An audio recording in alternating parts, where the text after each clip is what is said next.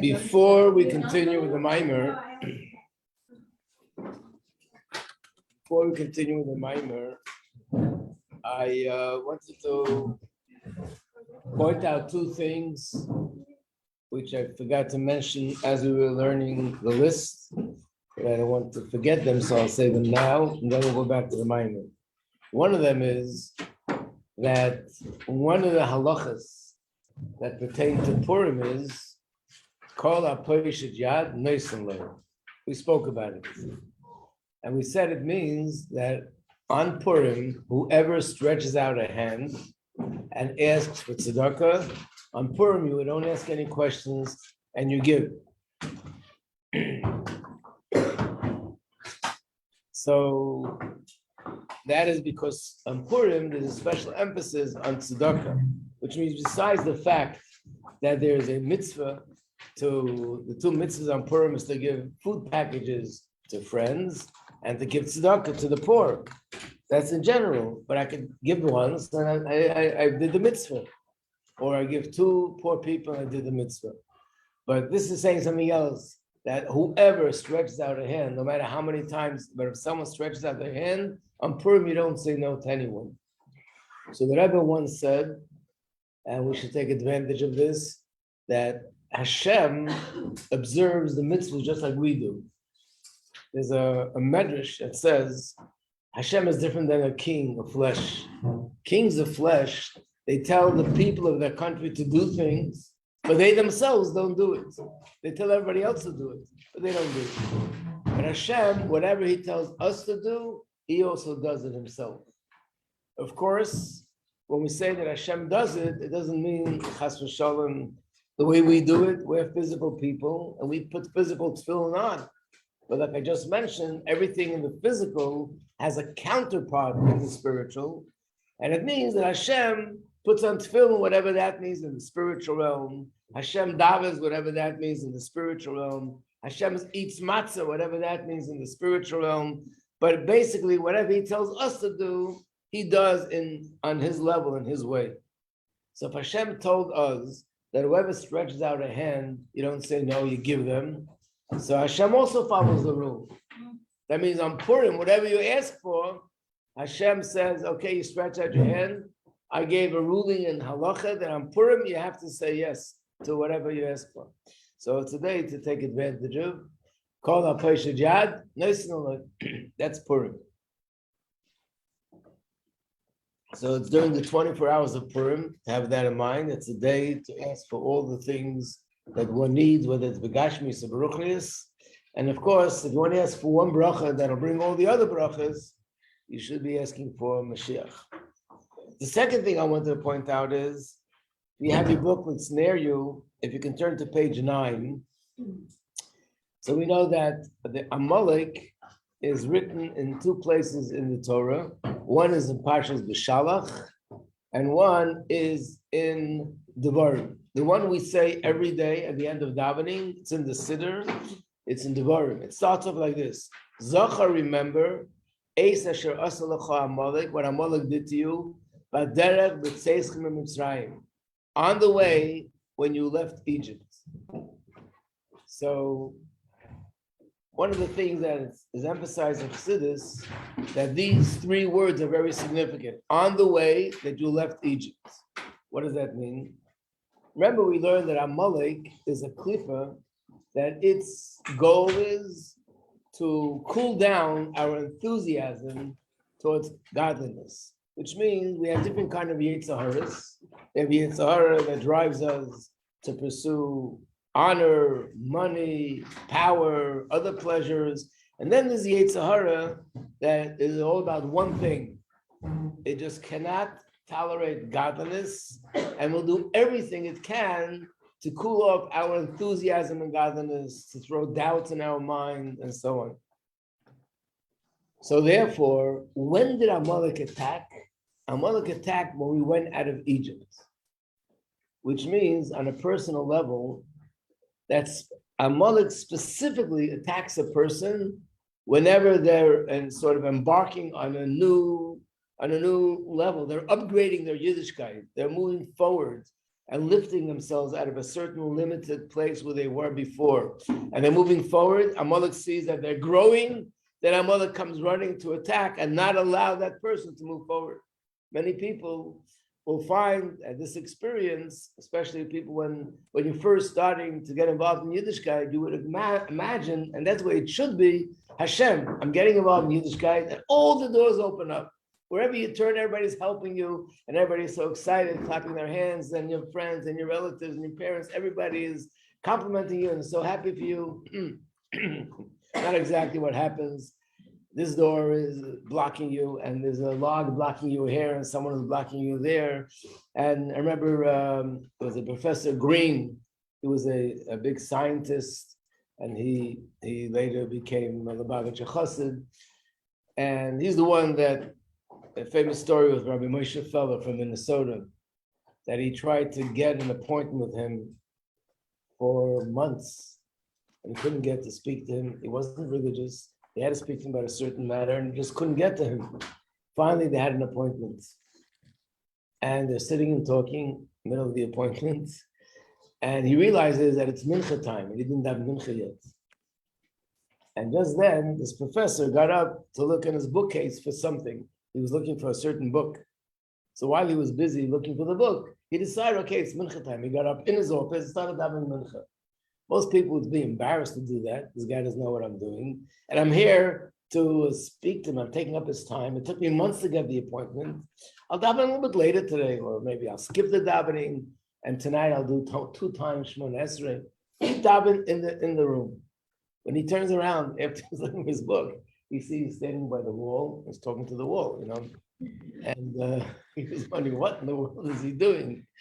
Later he explained to him what he was doing.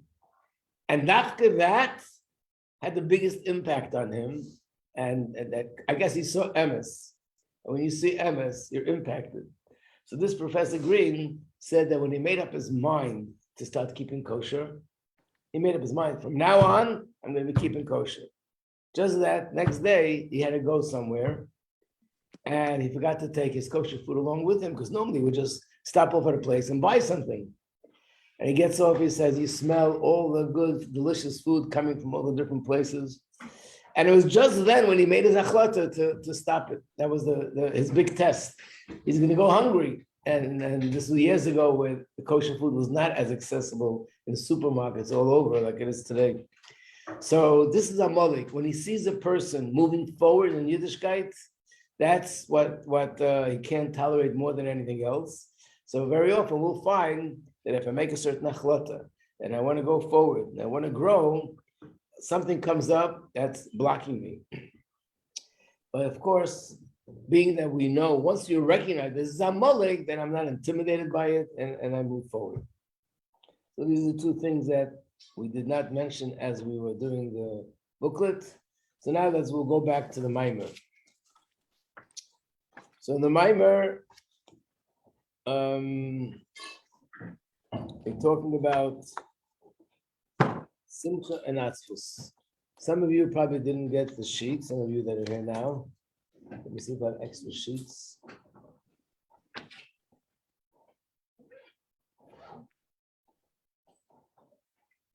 Yeah, we're starting with page 238. Let me see if I have.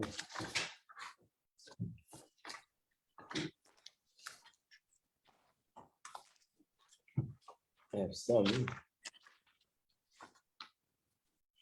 Okay, these are the extra copies. Whoever didn't get yesterday can get that.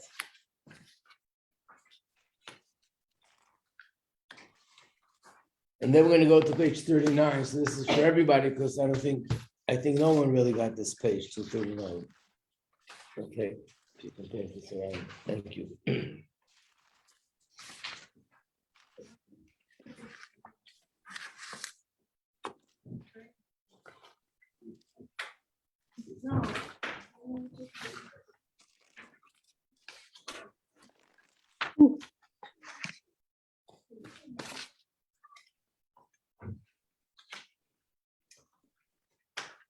So the mimer is based on the pasuk Yosva Anovim Bavaya Simcha, that the humble ones, they add in the avoid of Simcha. And the question in the mimer was that it seems to be implying that because they're humble, therefore they are the ones that generate more Simcha. And on the surface, it should really be the opposite. A humble person is a person that is sort of feels low, feels down. He's humble, he's a nobody. And as a result of that, he should feel the opposite of Simcha, very unhappy. And how could we say that Simcha and humility go together? They seem to be far apart, going in totally opposite directions. And yet, from here it seems that not only humility is something which is not a contradiction to Simcha, but actually humility generates more and more Simcha.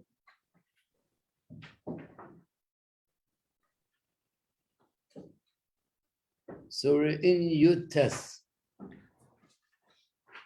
That's page 38, the second paragraph that begins the word Yud Tes. But to look into this more deeply, not only the anova he kliya la simcha, that humility is a keli for simcha, is more to it. Anova he geremes as a simcha. Actually, humility and feeling humble is something which generates and causes more simcha. This is the opposite of someone who is extremely conscious of self and focused on self. So again, to reiterate that the word yeshus in Chassidus doesn't really mean arrogance, the way most people think of the word arrogance. But yeshus means a person who is just self-focused, self-centered, and thinking about themselves. Everything is focused on what it does for me, what does it do for my image, where does it put me, am I a success, am I a failure? And that's a yesh, a person that's constantly focused on self. So a humble person is a person that's focused on what needs to be done and focused on Hashem, which is higher than self. So a person who is always very aware and conscious of self, not only that he's not a vessel for simcha, that person is not happy. He's not going to be a happy person.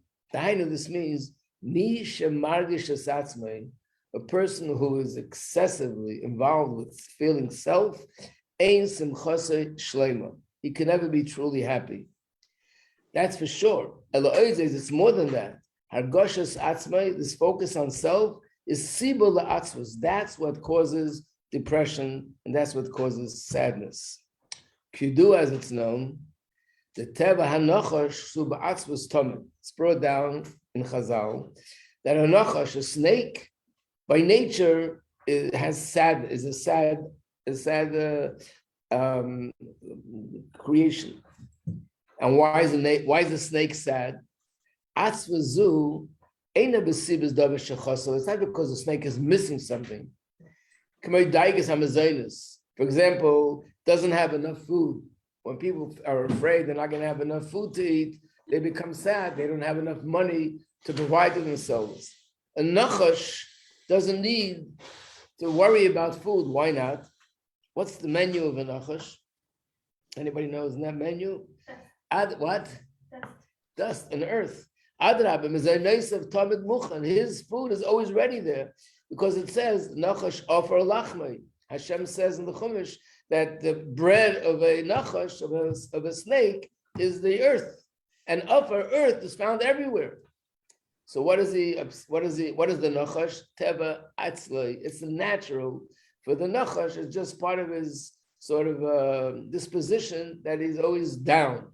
The tamhu was the reason. The nachash akadmoni, the snake is the snake that's mentioned in Chumash, that this really represents klipa. And it's hargoshas atzman. It's the sense of self. It's brought down, you might remember, we learned about this also in Basi Lagani, that it says that Adam and Chava ate from the tree. That was the sin that they committed. And then Hashem called them, and they said they were embarrassed, they weren't wearing anything. So therefore they put some clothes on to cover themselves. And Hashem said, who told you that you're not dressed? What made you be concerned about it? Did you eat from the tree? And that's how the conversation started between Hashem and Adam and Chava. What does eating from the tree have to do with that? In other words, before they ate from the tree, they were the same way, but there was nothing to be embarrassed of, and there was nothing that was bothering them. And the reason is because at that point, all they knew was godliness, and everything was connected to godliness. They didn't see anything negative in anything, and there was no reason to be embarrassed of this part of the body than any other part of the body. Once they ate from the tree, which was the result of the nachash, the serpent, which represents klipa, there started to be a sense of self separate from Hashem, independent from Hashem. And once they started to feel themselves separate, independent from Hashem, this separate from Hashem is something embarrassing, and therefore they needed to get clothing. So the essence of what happened, that first change, the first shift after eating from the tree, was this yeshus, this awareness and consciousness of self, separate, independent of Hashem. So therefore, the Nachash, who was sort of the source of it, that's why he's the Atzmus, because it's the sense and the consciousness of self that makes a person unhappy. I would think otherwise. And he says why? L'chayra, mitzad hergesh atzmei, because a person has a sense of self and he's always conscious of self, I would think he should be happy. Why? Because then the good that he has is also very, very much, he's very conscious of it, and he feels it very strongly. They're good zayin and filter be'emer. It's in Yiddish, that the good he has, let's say he's successful in something. So he feels that more than an other person because he's so conscious of self that he's very conscious of the good fortune that he has, very conscious of the achievements that he made, very conscious of whatever he accomplished. And therefore he should have been besimcha. And yet we see, not only that this person is so self-conscious, not happy, this self-consciousness is sibas atzvus, that caused him to be down. Remisu, the hargoshas atzma goyim es hasimcha, liyes murgish etzli hatev shesh. It's true that because he's so self-conscious, he does feel the good in a more pronounced way than others. That's true. But this simcha, this joy that he should be feeling, levadze sheina simcha, is not true joy. Although it may be the goyim or atzvus mitzad hashnei taimim. It makes him feel down for two reasons. First of all, mishu bar goshas atzmei, a person who's again excessively conscious of self, then he is always exaggerating the assessment of himself. So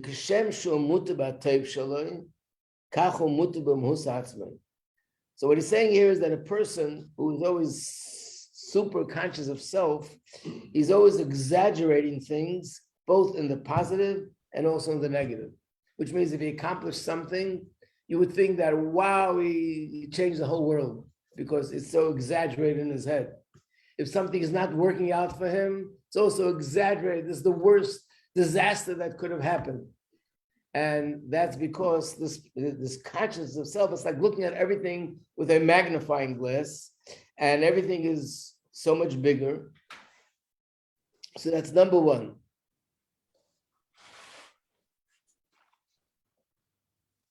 The Mishu Morgish, let's say the last lines, though, the person, the word for it keeps using is Morgish. Morgish means that excessive consciousness of self. Hutaya is always mistaking in the good that he has, in the good that his family members have.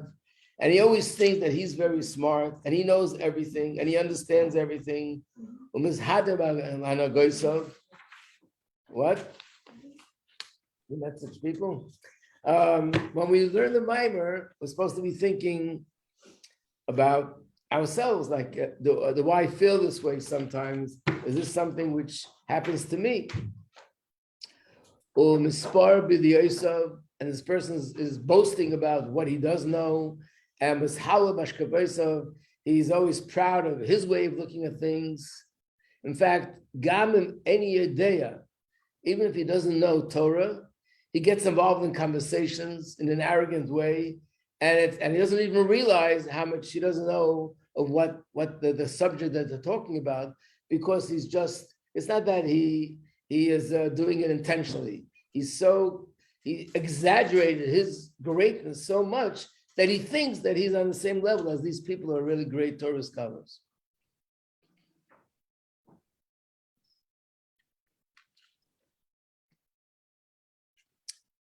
And just like he exaggerates the good,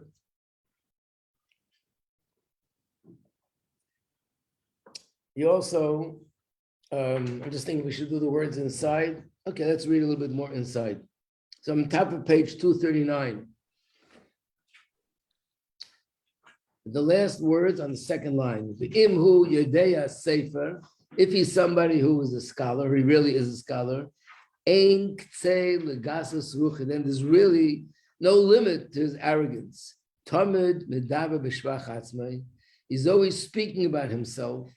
The derish kveda. He's always demanding that people should honor him. Misapra gedulasei. He's always talking about his greatness. You know, they tell the story that somebody once walked in to a big room. There was a banquet going on. There were a few hundred people in the room. And he walked in and suddenly everybody stood up. And he ran out. Later, so his friend the next day said, "What happened? Why did you run out yesterday?" I said, "I can't stand all that honor that was given to me." She said, "Oh, I'm so sorry. You didn't realize behind you, the Rav walked in and everybody stood up for him." So in his head, he's imagining that everybody's standing up for him. Why would everybody stand up for him? But the person who has this grandiose image of himself, he thinks everybody's standing up for him. Actually, there was somebody, the leader of the community walked in, everybody stood up for that person. So here this person is always exaggerating his greatness and thinking that, talking about to others about how great he is and how accomplished he is. And and don't think that this person is going to be happy because he's happy with what he has. He has so much. Because he's arrogant, and he doesn't read, he doesn't assess and evaluate himself properly. He doesn't see things right. So therefore, he's not happy with what he has because he's always thinking, I deserve to have much more than that. And he doesn't see the fault that he has or the fault that his family members have. Thomas Gomer, because he also has faults. His children have faults. There are faults in the things that he does. And on the other hand, other people have qualities, and other people's children are also good, but he only sees it one way. He doesn't see negativity when he looks at himself. On his own children, on his own family, on himself, he always looks with a good eye and he exaggerates the good. And on the negative things, I'll call pshoyim, even really very big faults to chas ava. The self-love that he has for himself covers up on everything and he doesn't even see it. He's totally mistaking when he thinks about the good. And he's mistaking just the way he evaluates his own self. Because of this mistake, he thinks that he's entitled to everything. So basically, what he says there is a number of things. That yeshus, when a person's a yesh, they end up exaggerating their own greatness, thinking of themselves much more than what they really are. As a result of that, they're just always thinking that whatever they have is not enough. I deserve to have much more. This feeling of entitlement, and the feeling of entitlement is what causes them to feel sad and depressed because I should have had this. I mean, it is something which is very common, but I remember somebody once told me he would be doing Miftzayim every Friday. He went to the store to put on tefillin on somebody, and he went to the store to put on tefillin on this young guy who was in his early 20s, and he had his own business. I don't remember the details, but it was something like, I'm talking about 30 years ago. He had his own business, and he was making $100,000 a year, or $150,000 a year. And then he went into some depression because his friends were making $500,000 a year.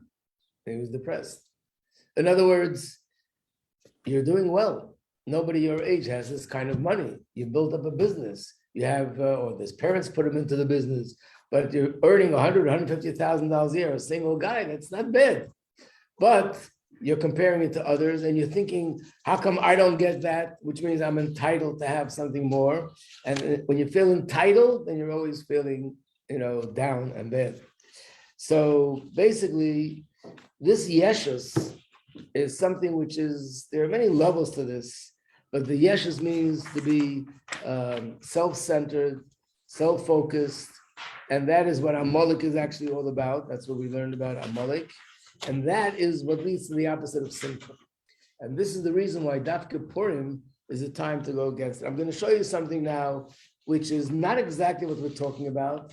I'm not saying that this is so common, because this is something which is considered some sort of I would say it's considered some sort of a mental condition, but nevertheless, from the extreme, we can get an idea of what it is when it's not extreme. I told you that if you have to translate the word yeshus in English, what's the best word for that? What? Narcissism. That's what I told you. Yeah, narcissism. I looked up different descriptions, how they describe narcissism. I made a list of what I found, and it's as if they learned this mimer, at least most of it. I mean, the narcissist must have learned it. Let me give this out. You can have a look at it. By the way, please, when you see the sheet, don't start thinking, this friend of mine is this. It's about ourselves. We're supposed to think about, do I have any of these? Do I have any of these traits? Because that's part of being a yesh. The first thing I think of, who has this quote? That's what this person is all about.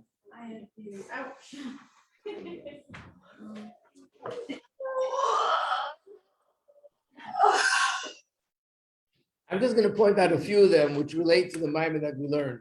So here, if it's a narcissist, the way it's really described, like by psychiatrists, that's extreme.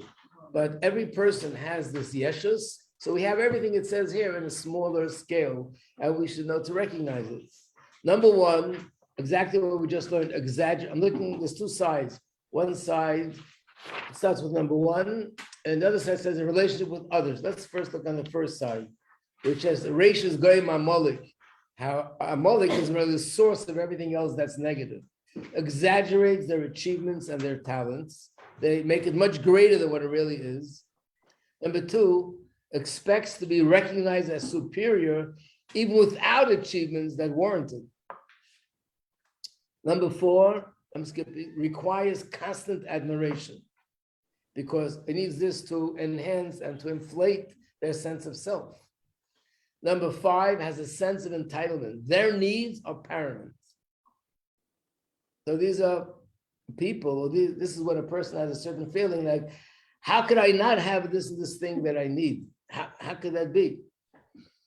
I think I told you once that when we were growing up, so most of the Jews that were there, older than us, they were from Russia.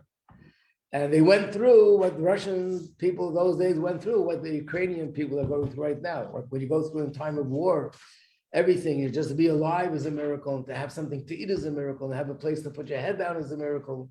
So they would refer to us, they call it in Yiddish, Amerikaner Chokoladnikas, which means Americans raised on chocolate bars, like, oh, they don't have the chocolate one day is the end of the world. Forget about putting your head down on a pillow, having a place that you feel safe, having just something to eat, and that's feeling hunger for 10 days. Number 8, doesn't care about the consequences of their actions because they're just filled with themselves. So even if I do something that's going to hurt someone else, That's their problem. It's not my problem. So if these words ever come out of my mouth, it's not my problem. This is their problem. That's number 8. Number 9, always projects faults onto others. High blaming behavior. It's never their fault. It's always someone else's fault. Grandiose, convincing they know more than others and they are correct in everything that they do. Number 14 is that no one is good enough to teach, guide, or counsel them. So this is sometimes where a person has a resistance to go to a mashpia, to go to a teacher, to go to a therapist. Like, who's there that can tell me? I know myself what's right and what's wrong. I know everything, and I know myself what's supposed to be done. Number 15 is low stress tolerance, easy to anger and fly into a rage. Anger and rage comes from a person who's self-obsessed. And the anger is not just because something went wrong, because it's not going my way. That's more than anything else. Anger is something which almost sometimes you're being incoherent, like you're not even making sense. I told you, one of the examples of that would be you're sitting in front of your computer and everything you try to do isn't working, not you, and this person gets angry and takes a stick and breaks the computer, so angry. Now, who are you blaming? The computer? He chose to hurt you? Is anybody, no consciousness there? What is anger? It's just anger that it's not going my way and you lose control. This craziness of losing control because I got angry. Why am I angry? Only for one reason, because it's not because I didn't get the thing done. By breaking the computer, it'll take even longer to get done what you need to get done. So it doesn't make any sense. It's just that I didn't have what I wanted. That's where the anger comes from. So the more a person has a stronger sense of I, the more angry they're going to be. So that's where anger comes from. And all this is part of Yeshus. On the other side of this same page, these are all, some of them are repetitions just in different ways, but it's the same idea. Having the inability and the unwillingness to recognize the needs and feelings of others, because it's all about me. Being envious of others and believing others envy you, because everything in life is a competition. Not to have any feeling of remorse for a mistake, because I never make any mistakes. I never do anything wrong. Number 5, a person that's obsessed with impressing. They're always busy with impressing others and make sure that everything I do is making a good impression. Number 7 is a tremendous need to control. Number 11, seldom expresses appreciation, because appreciation is weakness. I'm showing that you helped me and I'm sort of the inferior and you're superior because you did me a favor. So I can't do that. Number 12, this is a person that makes announcements, doesn't discuss, just tells you what they're doing, doesn't ask, because again, that's being inferior. That's a blow to my ego. And all these things are what Yeshus is. So the opposite of Yeshus is bittul. And a person that is bittul, that person is happy with what they have because they don't have the sense of entitlement. And they're happy to follow what Hashem says. On the contrary, they're excited that Baruch Hashem, Hashem is there to guide me. I have a guide, I have a light, and I know which direction to take. He's not thinking about the person who is a yesh, is thinking, if I listen to Hashem, does that make me superior or inferior? It makes me inferior, so I don't want to know from it. A person who is not obsessed with self is looking for, how could I do the right thing? Thank God that Hashem gave me a Torah and I have someone to follow. If a person is thinking of being connected to a Rebbe, to a tzaddik, like why should I connect to another person? I have a mind of my own. But if a person is not obsessed with themselves and am I superior or inferior, how's it affecting my image? How's it affecting my ego? Then they're actually excited that they have the schus to have a person who is a great tzaddik or a great Torah scholar, and they're guiding me, telling me what to do. So the way the remedy for all this is simcha. So simcha is an expression of bittul. And the truth is, to have simcha really means basically means let go. Let go, not chas v'sholom in a destructive way, but let go in a positive way. Just let go of yourself and just, there's a famous Zohar. Some people composed a song with those words. where the Zohar says that on Simchas Torah, Hashem turns to his angels and he says, look at my children. They're dancing, they're singing, they all forget about all their own things that are weighing them down, and they're immersing themselves in my Simcha.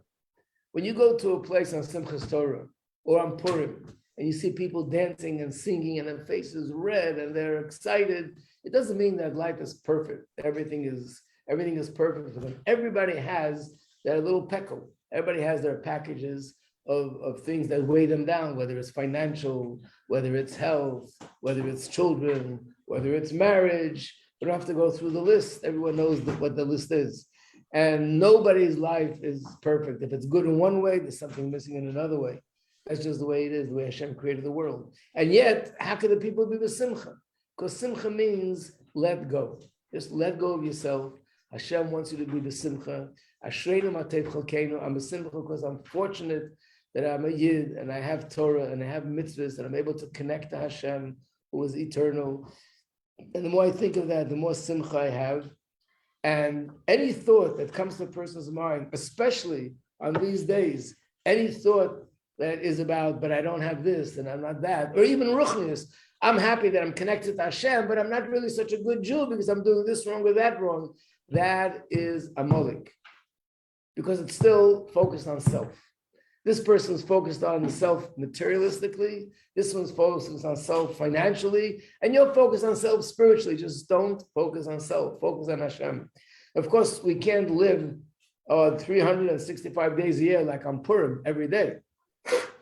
They say that this guy once, he was unfortunately not a very successful person, and the only money he had was from delivering shalach manos. When he delivered people the shalach manos on Purim, people would give him money. So every year, the only time they had an income was Purim. He got married a week before Purim, fortunately. And his wife was so excited. Every day, every hour, he comes home with more money and more money and more money. Great. After Purim, 1 week goes by, second week goes by. He says, what's going to be? How are we going to live? There's no money. So he screams at her and says, what do you think? Purim is a whole year. It's only 1 day a year. Like, what do you want from me? It's not my fault. Purim is 1 day a year. But if a person succeeds on Purim to let go completely and just immerse in Hashem's Simcha, not to allow any thoughts but anything else to entertain my mind on that day, because I have to let go, bittul, total bittul, then a person could be totally besimcha. And if you remember, we spoke about this on Simchas Torah, that it's interesting, Simchas Torah is at the end of the month, which means after the month of Elul, after Rosh Hashanah, after 10 days of Tshuva, after Yom Kippur, after Sukkot, all the way at the end, the last thing, the top of the ladder is Simchas Torah, the greatest joy that one could have. Because really, in a certain sense, being happy and totally happy is the highest, deepest expression of spirituality, of godliness. It's letting go. Because without letting go, a person can't really be besimcha. There's always something that's weighing me down. So this is the klippa of focusing on self. And that leads to all these things that are written here. That's Amalek. That's why Amalek is called the first of all the nations, meaning it's the core, the source of all other negative traits. So the Avodah on Purim, remember, we said yesterday, technically, you have to eat a Suda, you have to hear the Megillah, and Chas v'Shalom, you can't miss out on these things. You have to say Alanissim in the davening, you have to send food packages, you have to give tzedakah. But everything you do on that day, the 24 hours, has to be permeated with simcha, because it's the simcha that really crushes the Amalek in me and helps me overcome it and gives me the strength for the rest of the year to be able to rise above that strong sense of self and focus on something that's higher than self, which is Hashem. And what if I don't feel simcha? The first thing is what not to do. You don't drink. I mean, have water, you can drink. And we said this many times, for women, it's not sneeze to be drinking. But there are times where a person is so besimcha that they're just bursting with joy and they dance and they sing. But there's also times where it works the other way around. I'm not besimcha, but by dancing and singing and technically doing the things that you do when you're besimcha, that'll create simcha. Sometimes it goes from inside out, and sometimes it's from outside in. So therefore, on Purim, yes, there's singing and there's dancing, and if a person feels they're not in the mood, then they should dafka do something together with everybody. By the way, you can't have simcha by yourself. You can't sit in your room and be besimcha. It just doesn't work. Try it. It's not going to work. You have to be with other people to be besimcha. So therefore, Purim is a time to join with everybody else, and when there's singing, to join the singing, and when there's dancing, to join the dancing. And the simcha will hopefully not only accomplish destroying Amalek on a personal level, but Amalek on a global level. And simcha brings Mashiach. As you know, the word sameach is the same letters as the word Mashiach, mem, shin, ches, because the ultimate simcha will only be once Mashiach comes, and because simcha brings Mashiach. So we should be zeichet to dance from Purim straight into Mashiach, into Gula. Okay, I hope you got some idea of what Purim is according to Chassidus. It'll help you celebrate Purim.